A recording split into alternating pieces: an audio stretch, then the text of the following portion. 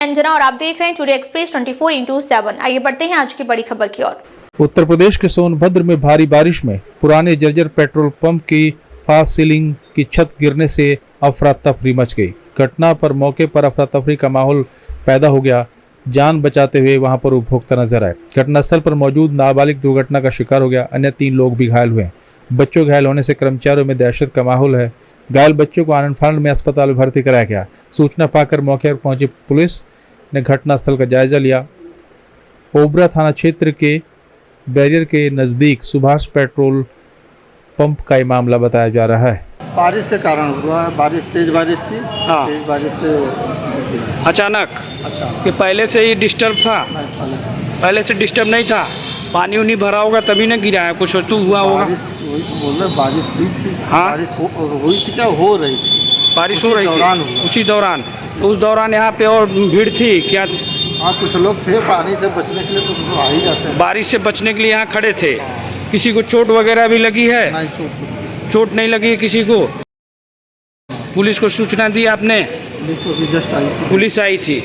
अच्छा, मेरा नाम अभिषेक है। मैं यहाँ टंकी पे तेल भरवाने आया था। क्या मामला हुआ है आपके साथ? मामला ये हुआ है, मैं यहाँ टंकी पे तेल भरवाने के लिए खड़ा था। अब नॉर्मल जैसे होता है सब खड़े रहते हैं। एक बार ये पूरा मतलब टंकी ही कोलैप्स कर गया। इसी के नीचे मतलब मेरा तो गाड़ी पे मतलब पूरा माल गिरा। 2 छोटे बच्चे थे वो उसके नीचे आके दब गए। जिनको इलाज के लिए गया उनका गाड़ी अभी मतलब लेके चले गए यहाँ से। नहीं तो वो भी खड़े थे। अभी मतलब वो कुछ आधा घंटा में फिर आए जिससे उनका ना हो पाए। कितना लोग घायल हुए हैं? तब भी 3-4 लोग घायल हुए थे। अच्छा। 2 स्टाफ थे। मतलब उन लोग को खरोच उरोच आए। आप बताएंगे है नहीं वो लोग कि हमको लगा है चोट के नहीं। आपके साथ क्या हुआ? मेरे साथ हुआ, हमको इसका मुआवजा चाहिए। अच्छा, क्या बोल रहे हैं मैनेजर? मैनेजर का ना पुलिस बुलाई है। प्रशासन आई थी यहाँ? प्रशासन आई थी, उनसे बोले तो कहा ना चलो ठीक है रुकिए आ रहे हैं। फिर उसके बाद निकल गए वो लोग। प्रशासन आई थी। आपकी बात नहीं सुनी गई? नहीं मेरी नहीं, 2 लोग और थे। हाँ। वो लोग फिर कह रहे हैं जिनका मतलब 4 व्हीलर वाले थे वो रुके नहीं, अपना गाड़ी धुलवाए निकल लिए। उनका भी जबकि नुकसान था। अच्छा। अब उन्हीं की वजह से मतलब एक लोग जिसे निकल गए तो तुम लोग का क्या नुकसान दे, वही सब बात हो जा रहा है कि एक लोग अपना मान लिए कि मतलब मेरा नुकसान नहीं हुआ है तो तुम आपका क्या नुकसान हुआ, कितने का हुआ है? नमस्कार, मैं अंजना और आप देख रहे हैं टुडे एक्सप्रेस 24/7। आइए बढ़ते हैं आज की बड़ी खबर की ओर। उत्तर प्रदेश के फतेहपुर में महर्षि विद्या मंदिर में दिन दहाड़े 2 नाबालिग लड़कों ने एक बालिग साथी के साथ मिलकर 12वीं के छात्र की हत्या कर दी।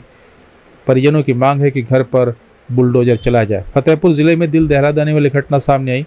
महर्षि विद्या मंदिर में 12वीं में पढ़ने वाले छात्र को 2 नाबालिग लड़कों ने अपने एक बालिग दोस्त के साथ मिलकर घटना को अंजाम दिया। घटना का वीडियो CCTV में कैद हुआ, जिसमें स्कूल से बाहर निकलते वक्त छात्र को तीनों मिलकर किसी चीज़ से जमकर पीटते दिखाई दे रहे हैं। दोस्त स्कूटी पर बैठा हुआ है जबकि 2 उसे बुरी तरह से पीट रहे हैं। मारपीट के बाद गंभीर रूप से घायल छात्र को स्कूल प्रबंधन ने इलाज के लिए अस्पताल में भर्ती कराया, जहां उसे कानपुर रेफर कर दिया गया। हालत गंभीर होने पर उसे हायर सेंटर भेजा गया, लेकिन रास्ते में उसकी मौत हो गई। परिजनों ने दिन दहाड़े स्कूल में छुट्टी के बाद हुई छात्र की हत्या को लेकर सख्त कार्रवाई की मांग की है। उन्हें आरोपी के घर बुलडोजर और फांसी जैसी सख्त से सख्त सजा देने की मांग की है। बता दें कि हत्या की वारदात में शामिल तीनों छात्र और जिस छात्र की हत्या हुई है आपस में किसी बात को लेकर विवाद हुआ था।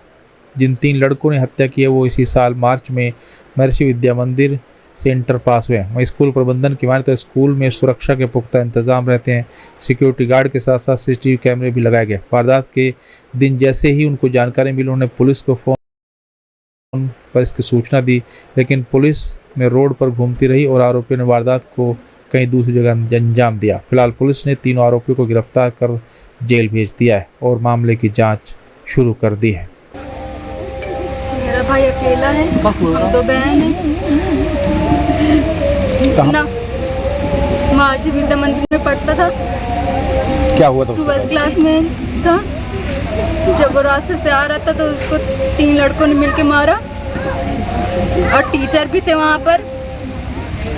उन्होंने आधे घंटे से ज़्यादा उसको वहाँ पर रखा। कोई उसका साथ नहीं दे रहा था और कह रहे थे आकर के अपने लड़के को ले जाओ, यहाँ पड़ा हुआ है। कब मारपीट हुई थी? परसों। किसी ने स्कूल के टीचर ने उस बच्चे को उठाया नहीं, आपके भाई को? स्कूल के टीचर बाद में आए थे। बाद में आए सर। वो तो स्कूल के गेट के पास की ही घटना है। और बोल रहे कह रहे हैं कि एक बार मैंने देखा भी है, बच्चों को मैंने निकाला था, कह रहा था कि हमको ये मारेंगे सर, हमको निकाल दीजिए, तो साइकिल में बैठा के उसको निकाले थे वहाँ से। तो कह रहे हैं दोबारा ये बात हो गई, तो कल आ करके हम लोग के घर में कह रहे हैं कि हाँ, वो बता रहा था कि सर जी ऐसी ऐसी बात है। तो सर को जब ये बात पता हो गई थी तो घर में आके कहना चाहिए था कि हाँ, लड़के मारने के लिए खड़े हैं वहाँ पर। कितने लोगों ने मारा? 3 लोग थे। नाम मालूम है? ये लोग कोई थे, पता नहीं कहाँ से आए, वो रॉड लिए थे लोहे, उसके सीधे सर पे मारा। उसके बाद वो आधा 1 घंटा वहीं बेहोश पड़ा था। स्कूल से भी कोई रिस्पॉन्स नहीं मिला। और बस यही हमको मुख्यमंत्री साहब से हर जगह कहानी यही है कि जो जहाँ भी होता है तुरंत घर गिराया जाता है, बुलडोजर चल जाता है। हमारी भी मांग यही है कि उनके घरों पे भी बुलडोजर चलना चाहिए। बस यही मेरी मांग है, इंसाफ मिलना चाहिए बस। स्कूल प्रशासन की कितनी गलती है? बहुत ज़्यादा गलती है, पूरा प्रशासन की, स्कूल प्रशासन की ही गलती है। अगर बच्चे को गिरा था 1 घंटा पर, उसका टाइम वेस्ट हुआ है, 1 घंटे में कुछ करना चाहिए था। ट्रीटमेंट हो जाता तो शायद कुछ चांसेस हो जाते। 1 घंटा बंदा तड़पा वहाँ पे पड़ा रहा, कोई रिस्पॉन्स नहीं, कोई नहीं है, कुछ भी नहीं। फोन 1 घंटे बाद आया हम लोग के पास। अब क्या चाहते हैं आप इसमें? हम यही चाहते हैं कि इंसाफ मिलना चाहिए। मैंने अपना लड़का खोया, मुझे इंसाफ चाहिए। दिनांक 23/7/2025 को महर्षि विद्या मंदिर के पास मोहम्मद आरिस के साथ 3 लड़कों के द्वारा मारपीट की गई थी, जिसके संबंध में थाना कोतवाली नगर पर अभियोग पंजीकृत किया गया। प्राप्त जानकारी के अनुसार मोहम्मद आरिस की इलाज के दौरान लखनऊ में मृत्यु हो गई है। अभियोग से संबंधित तीनों आरोपियों को गिरफ्तार कर लिया गया है और विधिक कार्रवाई करते हुए तीनों आरोपियों को जेल भेजा जा रहा है। हाँ दादी। अरे लाला हमारे लौटा नाती था, स्कूल जा रहा था पढ़ने, आता रहा जाता रहा रोज। अल्लाह जाने क्या किया कि मेरे बच्चा का मार के भाग गए गाड़ी से। कोई स्कूल वाला ने साथ नहीं दिया, कोई नहीं बचाया, आसपास कोई नहीं बचाया मेरे नाती को। मेरा एक लौता नाती है, हमको ढूंढ के जान के बदले जान जा। उनकी माँ भी ऐसा ही रोवे तड़पे, जैसे हम लोग तड़प रहे, ऐसे करो कि उनकी माँ बाप भी रोवे। हमके सबर नहीं हो रही लाला। कितने लोग थे वो? हमको लगा 3 लोग हैं, 3 लोग लाला हैं। कहाँ पे मारपीट? अरे वही स्कूल के पास में। काहे से मारपीट की? अरे डंडा लिए रहे लाला, डंडा से मारी नहीं, पीछे से आके मारी तो वह घाचे न गहाए लाला पीछे का। स्कूल से किसी ने बच्चे को बचाया नहीं? कोई नहीं बचाया, पूरे स्कूली लड़का पकड़ा तो गाड़ी पकड़ ले, फोटो खींच ले, कोई कुछ नहीं साथ दिया हमारे नाती को। मैं आप सबको बता दूं कि मैं इस घटना से बहुत ही दुखित हूं और विद्यालय परिवार भी 2 दिन के लिए विद्यालय को बंद किया गया है। ये सच है जो आपकी जानकारी में आया। ये परसों शायद 2:40-45 मिनट के आसपास की घटना है। विद्यालय से सारे बच्चे लगभग में निकल चुके थे। ये बच्चा भी किसी अपने साधन से आता है और ये भी जा चुका था।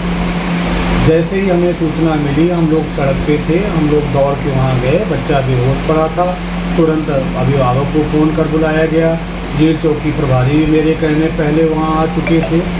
हम लोगों ने बच्चे को फर्स्ट एड देने की कोशिश की, एम्बुलेंस बुलाई, बच्चे को चिकित्सालय भेजा, शिक्षक विद्यालय के साथ में गए, मैं भी वहाँ पहुँचा। 1-1.5 घंटा बच्चा वहाँ हॉस्पिटल जिला अस्पताल में रहा, उसको उपचार में राहत नहीं मिली, वो कानपुर रेफर किया गया।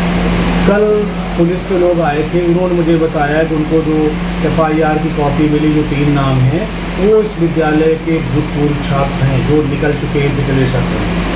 पुलिस वालों ने मेरे से उन विद्यालय बच्चों के पता और जो डिटेल विद्यालय में उम्र, डेट ऑफ बर्थ वगैरह विवरण मांगा था। विद्यालय के अभिलेखों में जो विवरण उपलब्ध है वो विद्यालय के द्वारा उनको दिया गया। आज सुबह सूचना मिली बच्चे की मृत्यु हो गई है। सूचना पर तत्काल 1 घंटे के अंदर सभी अभिभावकों को सूचना देकर के बच्चों को बसों से और जैसे भी है छुट्टी कर दी गई। और सामान्य रूप से किसी घटना में विद्यालय 1 दिन के लिए बंद होता है, लेकिन ये घटना बहुत ही दुखद है, इसलिए विद्यालय में 2 दिन के लिए अवकाश किया गया है। मैं अभी 1 घंटा पहले विद्यालय पूरे परिवार को लेकर के पीड़ित परिवार के मिलने के लिए, उसका दुख बांटने के लिए गया था।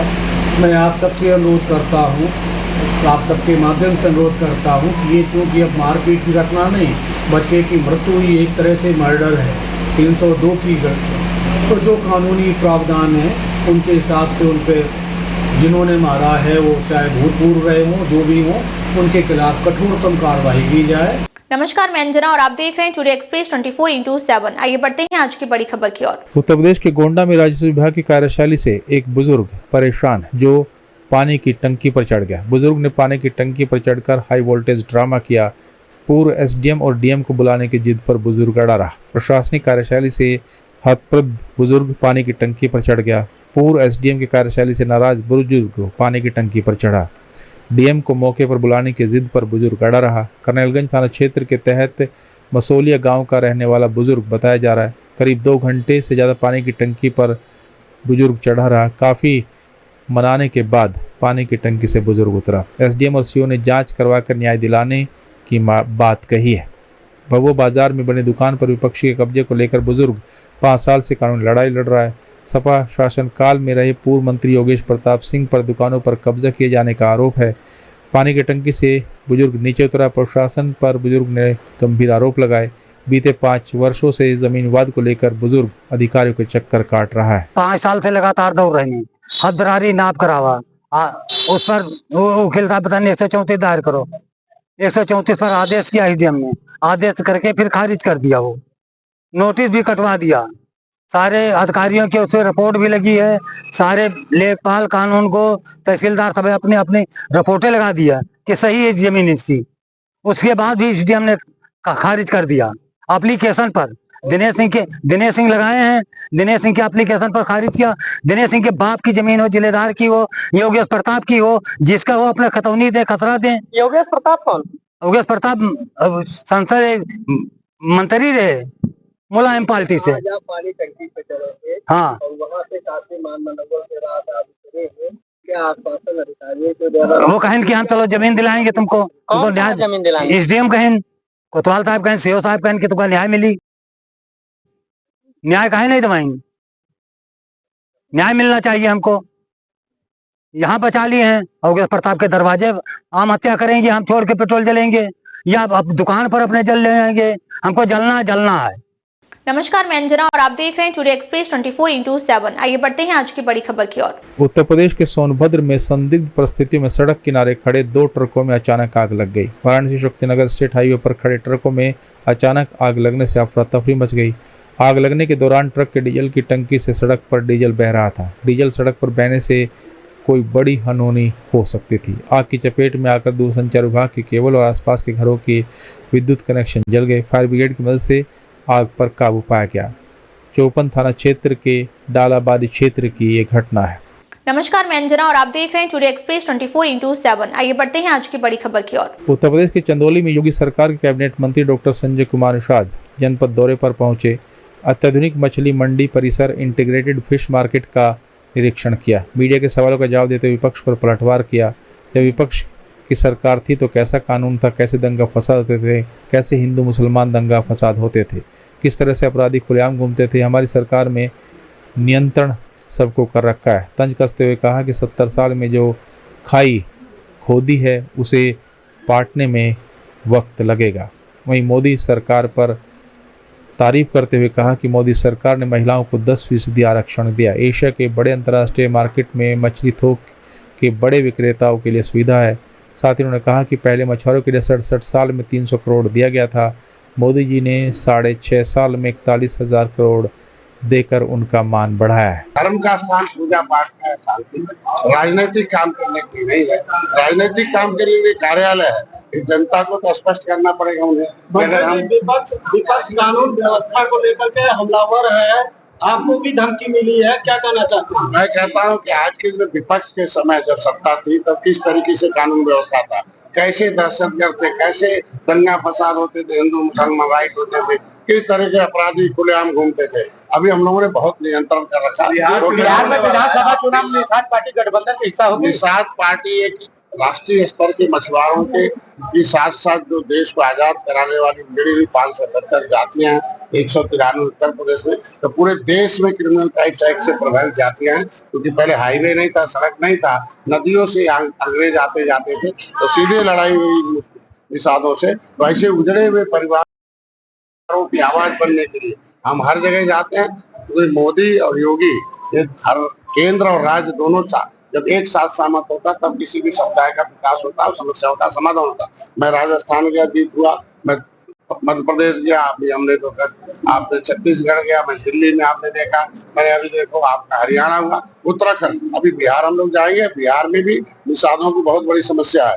जब देश आजाद हुआ फिर बंगाल बना, बंगाल में अनुसूचित जाति की सूची में सूचीबद्ध निषाद है। बंगाल का एक पार्ट बिहार बाद में बना, तो वो पन्ना कहाँ गायब हो गया। ये विसंगति दूर करने के लिए जब हमारा समाज सत्ता के साथ रहेगा तभी होगा। उम्मीद है जीत मिलेगी। हम सीट के लिए नहीं, जीत के लिए, जीत के बाद इनकी समस्याओं की आवाज के लिए। 8 साल से आप एनडीए के हिस्सा है, आप जब चुनाव आता है तो अपने निषाद पार्टी को अनुसूचित जाति में शामिल करने के लिए मांग उठाते हैं, लेकिन अभी तक नहीं कर पाया। हम कहते हैं 70 साल से जो खाई पौधों से तो काटना पड़ेगा। कोई भी पार्टी है जो इनके रोड़ा उन्हें हटाना पड़ेगा। पहले किसी समुदाय को सम्मान चाहिए, तो सम्मान में पहली बार है प्रधानमंत्री ने एक निषाद के घर में आके खाना, चाय पीना, निषाद राज के किले को बनाना, इनके लिए पॉलिसी बनाना, मत्स्य मंत्रालय अलग कराना, रोजगार के साधन देना, अनुदान देना, इनकी शिक्षा के लिए पैसा देना, इनकी पढ़ाई के लिए साधन, हर क्षेत्र में जब इनको हम ट्रेनिंग देंगे, अनुदान देंगे तब आगे बढ़ेंगे। नमस्कार, मैं अंजना और आप देख रहे हैं टुडे एक्सप्रेस 24/7। आइए बढ़ते हैं आज की बड़ी खबर की ओर। उत्तर प्रदेश के चंदौली में 5000 अंतर्राज्यीय शातिर चोर फौजदार समेत 3 शातिर चोर गिरफ्तार हुए। सोने के आभूषण, मोबाइल, नकदी DTU GRP ने बरामद किया है। बेगमपुरा ट्रेन में 50 लाख की चोरी के मामले में आरोपी वांछित चल रहा था। चलती ट्रेन में आउटर के पास सोने की चैन, मोबाइल छीन कर भागते थे तीनों शातिर चोर। बंगाल निवासी फौजदार के खिलाफ वाराणसी DTU GRP थाने में 11 मुकदमे दर्ज है। 2 शातिर चोर चंदौली और एक बंगाल का निवासी है। GRP पुलिस के अनुसार बरामद सामान 3 लाख चोरी करके अवैध तरीके से सामान बेचकर परिवार को चलाते थे। DTU जंक्शन के GTR ब्रिज के प्लेटफॉर्म संख्या 1-2 से ये सफलता हाथ लगी। ये 3 शातिर चोर पकड़े गए हैं, जिसमें एक बंगाल का थाना गोल पोखर का रहने वाला है फौजदार डोम, और 2 यहाँ मुगल सराय के रहने वाले हैं। इसमें फौजदार जो है गौरव भारत ट्रेन में कर्नाटक की महिला का चेन खींच के उसमें खींचा गया था, उसमें वांछित था।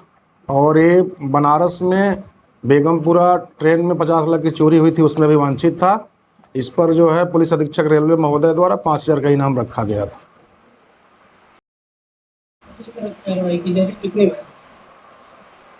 तीनों को अरेस्ट करके इनके पास से करीब 1 दर्जन मोबाइल और नगद रुपए आभूषण बरामद हुए हैं। तो तीनों को गिरफ्तार कर माननीय न्यायालय के समक्ष पेश किया जा रहा है। नमस्कार, मैं अंजना और आप देख रहे हैं टुडे एक्सप्रेस 24/7। आइए बढ़ते हैं आज की बड़ी खबर की ओर। उत्तर प्रदेश के मुरादाबाद में समाज में गंदगी पैदा करने वाले, घृणित और गालियों से भरी वीडियो बनाने वाले यूट्यूबर आमिर को पुलिस ने गिरफ्तार किया है।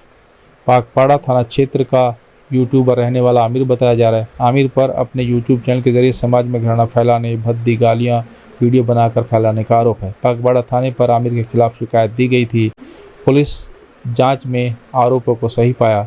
SP सिटी रणविजय सिंह ने कहा कि यूट्यूबर के खिलाफ मुकदमा दर्ज कर उसे जेल भेजने की कार्रवाई की जा रही है और इस तरह के वीडियो फैलाने वालों पर भी कार्रवाई की बात कही गई है। पुलिस की सोशल मीडिया टीम एब्यूजिंग और द्वेषपूर्ण वीडियो बनाने और उसे फैलाने वालों के खिलाफ सतर्क है और इस तरह के वीडियो बनाने वालों को बख्शा नहीं जाएगा। थाना पाकबड़ा को एक शिकायत मिली थी, जिसमें ये बताया गया था कि एक मोहम्मद आमिर नाम का यूट्यूबर है जो कस्बा पाकबड़ा का रहने वाला है। ये अपना एक यूट्यूब चैनल बनाया है और उस पर ये लगातार मैलिशियस और प्रोपेगेंडा करने वाले और एब्यूजिव कंटेंट डाल रहा था, वीडियोस डाल रहा था।